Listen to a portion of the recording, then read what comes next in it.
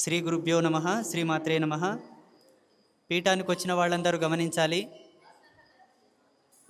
అమ్మ దర్శనం ఎన్నో జన్మల పుణ్యఫలం. ముగ్గురమ్మలను దర్శించుకోవడం జన్మజన్మల యొక్క పుణ్యమమ్మ. ఈరోజు ఆదివారం అమావాస్య.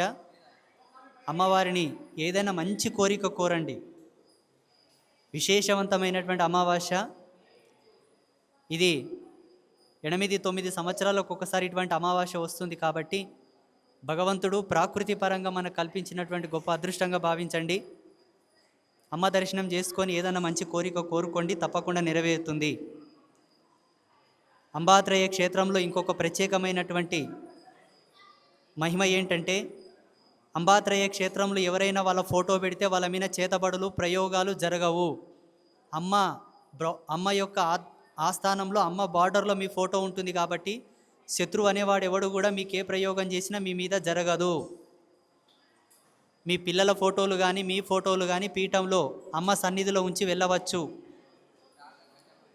ఏదైనా కోరిక కోరుకొని అమ్మ సన్నిధిలో మీ ఫోటో పెడితే తప్పకుండా నెరవేరుతుంది.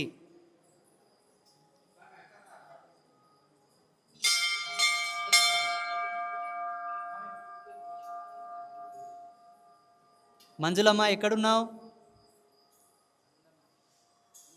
ఇక్కడ రావాలి. లోపల ఎవరైనా ఒక మాత స్వామి, ఇంకెవరైనా ఒక స్వామి లోపల ఉండండి.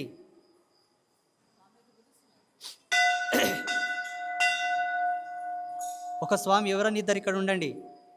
పదమ్మా, పద పద పద, వాళ్ళు వస్తారు. పద. ఎవరన్నా ఇద్దరు స్వాములు ఉత్తర ద్వారం కాడ ఉండండి. అయ్యా బయటకు పెట్టాలని బయటకు పంపండి. నువ్వు బాబు స్వామి మీడ ఉండగా అక్కడ మీరుంటారా? వదలండి. ఒకరొకరు రావాలి. తోపులాడకుండా ఒకరొకరు రమ్మని చెప్పండి. అట్లా పడి బయటికి రాని.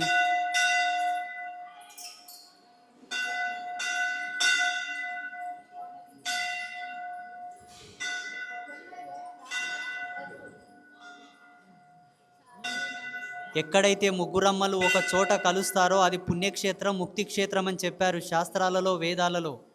మీరు కొంచెం జరగండి అయ్యా. ఏమయ్యా స్వామి, వెనక్కి జరగండి. అక్కడ కూర్చోండి, దాని మీద కూర్చోండి.